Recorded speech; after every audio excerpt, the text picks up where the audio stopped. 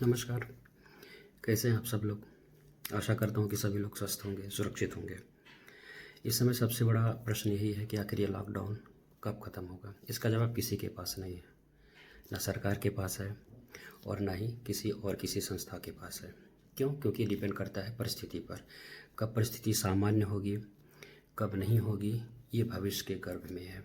इसलिए जो समय है, बड़ा विषम समय है, ये आपदा की घड़ी है। इसका सामना हम सबको करना है, कर रहे हैं। हर व्यक्ति इससे जूझ रहा है, चाहे वह एक मज़दूर हो, चाहे वह उद्योगपति हो। आपको लगता होगा कि ये परेशानी किसी एक के लिए है, ऐसा बिल्कुल नहीं। ये परेशानी हम सब की है, सबके लिए है। जितना आप परेशान हैं उतना ही दूसरा व्यक्ति भी परेशान है। जहाँ एक मज़दूर के पास रोटी कमाने का संकट है, वहीं पर एक उद्योगपति के पास, एक संस्थान के पास रोटी देने का संकट है। क्यों? क्योंकि जब सारे उत्पादन कार्य बंद हो जाते हैं, आय का स्रोत बंद हो जाता है, तो ये समस्याएं अपने आप खड़ी हो जाती हैं। इसलिए इस समय हमको सकारात्मक रहने की आवश्यकता है और मिल करके इस परिस्थिति को हमको सामना करना होगा। अब सवाल यह है कि समस्याएं तो क्या इसके पहले नहीं थी? हमेशा समस्याएं बनी रहेंगी। कहा गया है कि जीवन ही संघर्ष है। हर पल आपको संघर्ष के लिए तैयार रहना होगा, चाहे परिस्थिति कैसी भी क्यों ना हो। अब हम बात ये करते हैं कि हमको क्या करना है। अब पहले तो आप ये समझ लीजिए कि लॉकडाउन का समय जो है, स्पेशली छात्रों के लिए, शैक्षणिक संस्थानों के लिए, स्कूल, कॉलेज या इसी तरह के अन्य इंस्टीट्यूशन के लिए लंबा चलने वाला है। मतलब परिस्थिति हो सकता है मई, जून, जुलाई, कह नहीं सकते कब तक सामान्य हो। तो ये हमको तय करना है कि उस समय का हम कैसे उपयोग करें। हम छात्र हैं, हमको सबसे ऊपर, सबसे आगे अपने लक्ष्य को रखना होगा। परिस्थितियाँ हमेशा इसी तरह से, कभी भी परिस्थितियाँ ऐसा नहीं होता कि हमेशा सामान्य रहेंगी। आपको हमेशा विषम परिस्थितियों का सामना करना पड़ेगा। अगर आप एक अधिकारी बन जाएंगे तो क्या आपके सामने चुनौती नहीं होगी। आप उदाहरण लीजिए, हमारे कलेक्टर साहब, हमारे कमिश्नर साहब, हमारे पुलिस विभाग के सारे अधिकारी कर्मचारी, हमारे डॉक्टर्स, नर्सेस, सफाई कर्मी, क्या उनके लिए ये समय और ज़्यादा मुश्किल है? हमको लगता है ना कि उनका काम बहुत अच्छा है, लेकिन उनकी जगह पर अपने आप को रख करके देखिए। प्रधानमंत्री जी, मुख्यमंत्री जी, इनके बारे में आपने सोचा? उनके अगर उनके सामने कितनी बड़ी मानसिक उनका तनाव है, उलझन है। सबके पास समस्या अलग अलग तरह की हो सकती है। किसी के पास 1 जून की रोटी की समस्या है, तो किसी के पास सबको रोटी देने की समस्या है, लेकिन समस्या सबके पास है। इसलिए सकारात्मक रहिए। ये छोड़ दीजिए कि सिर्फ आप ही बस इस समस्या का सामना कर रहे हैं, हर कोई कर रहा है। अब ये है कि आपको करना क्या है। एक छात्र होने के नाते आपको अपनी जिम्मेदारियों को समझना है और ये जो समय है, इस समय का आपको सदुपयोग करना है, जिससे जब इस लॉकडाउन के बाद हम मिलें तो एक नए आपसे मिलें, आप में बहुत कुछ परिवर्तन दिखाई दे। ऐसा लगे कि आपने इस समय को प्रोडक्टिव बनाया है, आपने कुछ सृजनात्मक कार्य किए हैं। उसके लिए मैं अपने अनुभव से कुछ बातें साझा करना चाहूँगा। अगर आपको लगता है कि ये सही है तो आप उसको ज़रूर फॉलो करिएगा। जैसे सबसे पहले तो आपको पता है कि 7 दिन है सप्ताह में। आप उसमें क्या करिए, 3 दिन, कोई भी 3 दिन ले लीजिए। सोम, मंगल, बुध का तो कोई संडे का कोई बात ही नहीं रहा, हर दिन संडे जैसा हो चुका है। तो अब आप क्या करिए, कोई जहाँ जब से शुरू करिए, आज से, कल से, परसों से शुरू के 3 दिन, जैसे सोमवार, मंगलवार, बुधवार, आप 12-12 घंटे पढ़िए। ये मैं मिनिमम कह रहा हूँ, ध्यान से सुनिएगा। व्यवहारिक है, इंसान ही करते हैं। और सर सफल होने वाला व्यक्ति जो है, कभी न कभी 12 घंटा, 14 घंटा, 16 घंटा, आपने भी पढ़ा होगा एग्ज़ाम के समय। वो काम आपको फिर से करना होगा, अभी से करना होगा, आज से करना होगा। आपने 3 दिन 12 घंटे या 14 घंटे, आप मिनिमम 12 घंटा, आपकी क्षमता है तो 14 घंटा पढ़ लीजिए, 15 घंटा पढ़ लीजिए। 3 दिन, सोमवार, मंगलवार, बुधवार, 12-12 घंटे की आप स्टडी करिए। मतलब 12 त्याई मिनिमम 36 घंटे हो गए। लेकिन ध्यान रखिएगा, इस दौरान आपको मोबाइल फ़ोन टच नहीं करना है, टेलीविज़न से दूर रहना है, सबसे दूर रहना। वैसे भी सोशल डिस्टेंसिंग आपको करनी है तो करनी है, और किताबों के नज़दीक आपको जाना है। अब आपने 3 दिन लगातार पढ़ा, 12-12 घंटे, मतलब 36 घंटे। एक दिन का आप टोटल ब्रेक लीजिए। उस दिन आपको कुछ भी नहीं पढ़ना है। मतलब चौथे दिन, जैसे सोम, मंगल, बुध, गुरुवार आपका दिन है, जो मानो वो करिए। आपको डांस पसंद है ना, डांस करिए। आपको सिंगिंग पसंद है, गाइए। आपको लिखना पसंद है, लिखिए। आपको नॉवेल पढ़ना पसंद है, पढ़िए। जो करना हो वो करिए, वो दिन आपका है। लेकिन एक दिन, फिर उसके बाद आपको 3 दिन इसी तरह से 12-12 घंटे पढ़ने हैं। तो 7 दिन समझ गए आपको कैसे करना है। सप्ताह के 7 दिन का कैसे आप उपयोग करेंगे। 3 दिन कंटिन्यू आपको 12-12 घंटे कम से कम पढ़ना है। चौथे दिन आपको ब्रेक लेना है पूरी तरह से, उस दिन आपको किताब टच ही नहीं करना है। फिर उसके बाद फिर से वही 12-12 घंटे का 3 दिन का शेड्यूल पूरा करिए और फिर ब्रेक लीजिए। आप लक्ष्य रखिए। ये लॉकडाउन 30 दिन चले, हमारे लिए हम बात कर रहे हैं, छात्रों के लिए। तो ये लॉकडाउन जितने भी दिन चले, उस दिन हम बहुत कुछ सीखेंगे। हर दिन का अपना एक लक्ष्य तय करिए। अब सवाल ये कि हम पढ़ें क्या। कई लोग होंगे जो ठीक है 1 साल से तैयारी कर रहे हैं, 2 साल से कर रहे हैं, 3 साल से कर रहे हैं, उनके पास बहुत कुछ कंटेंट है, मैटर है, तो वो रिवीजन करें। जो बिगनर से जिनको शुरू करना था या जो जिन्होंने अभी शुरू किया था, तो आप देखिए एक्सक्यूज नहीं दे सकते। ये बहानेबाजी होगी कि हमारे पास किताबें नहीं हैं। सब कुछ है आपके पास।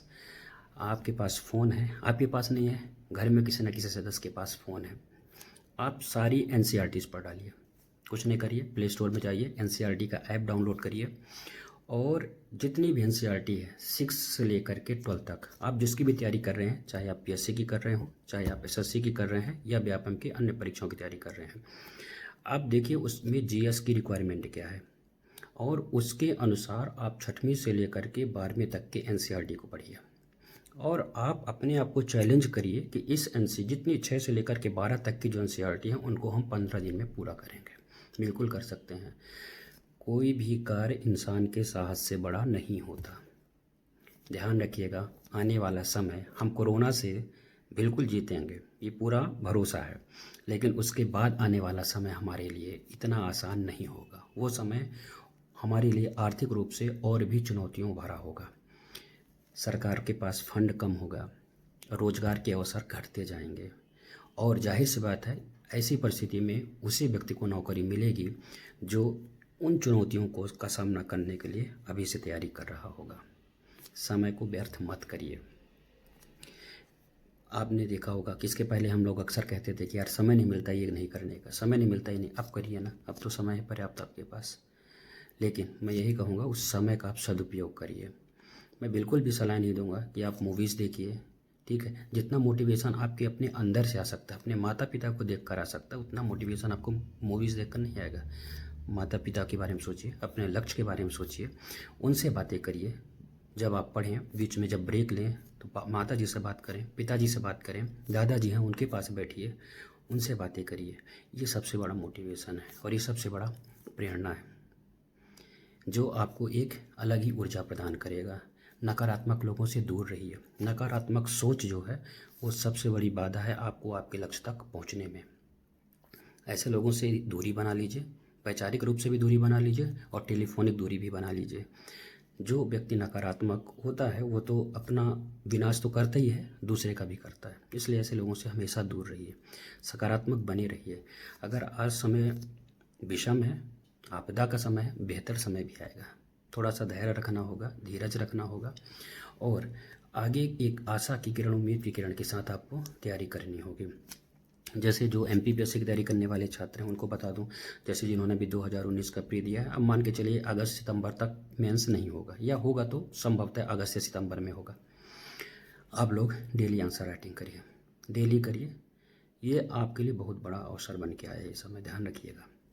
जो एमपीपीएससी 2020 के लिए तैयारी कर रहे हैं, अब संभवतः या तो नवंबर दिसंबर में प्रीलिम्स होगा या फिर वही जो पुराना शेड्यूल था जनवरी या फरवरी में, ठीक है। वो जब भी होगा, लेकिन आपको अपने लक्ष्य पर अडिग बने रहना है। उसकी तैयारी आपको अभी से नहीं, आज से ही करनी होगी। मैंने बताया आपको, अगर आपके पास बुक नहीं है, मैटर नहीं है, ये कोई बहाना नहीं चलने वाला। आप एनसीईआरटी डाउनलोड करिए, उनको पढ़िए। मैंने पहले बता दिया, 3-3 दिन 12 घंटे, फिर 1 दिन का टोटल ब्रेक, फिर 3 दिन 12-12 घंटे। आप 1 हफ्ता करके देखिएगा, आपको खुद अपने अंदर एक बदलाव महसूस होगा, आप कॉन्फिडेंट रहेंगे।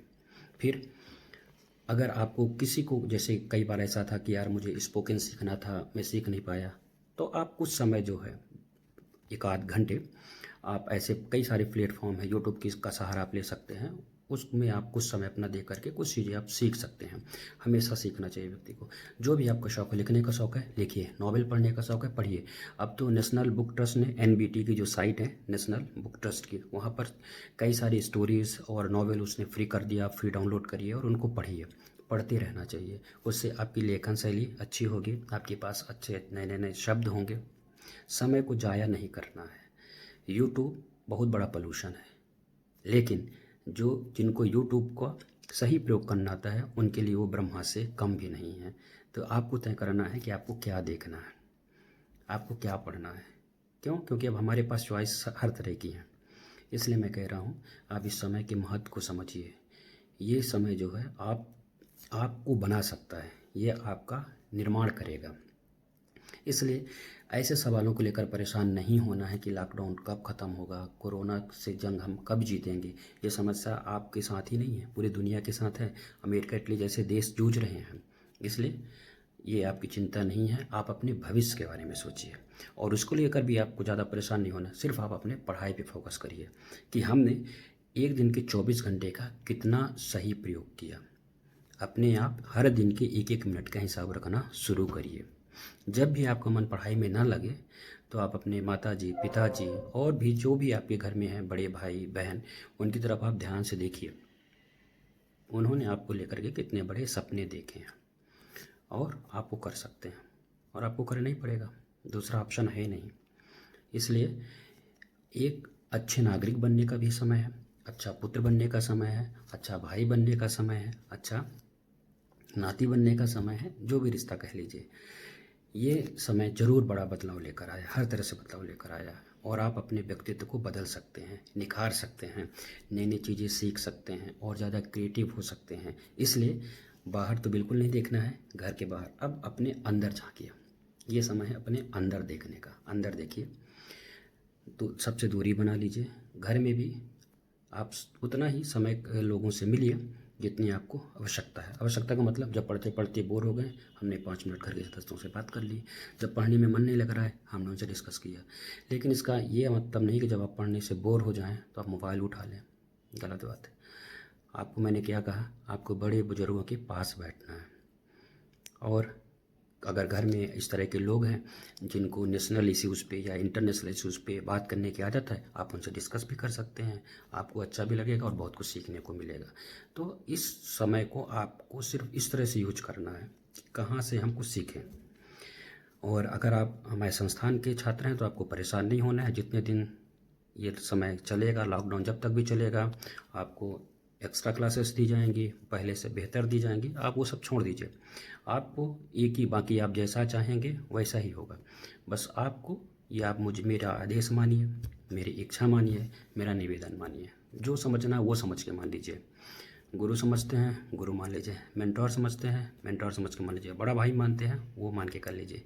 लेकिन आप समय का सदुपयोग करिए। ये वो समय है जो आपको एक बेहतर नागरिक और आपको एक बेहतर व्यक्ति बना सकता है। और आपको पूरी संभावना है कि आपको एक अच्छा अधिकारी भी बनाएगा।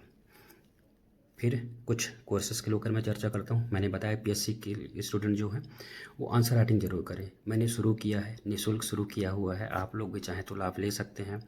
उसके लिए कुछ नहीं करना है, आपको सिर्फ एक ईमेल ही करना है, uttamsinghacademy@gmail.com पे अपने मैसेज पढ़ा ही होगा।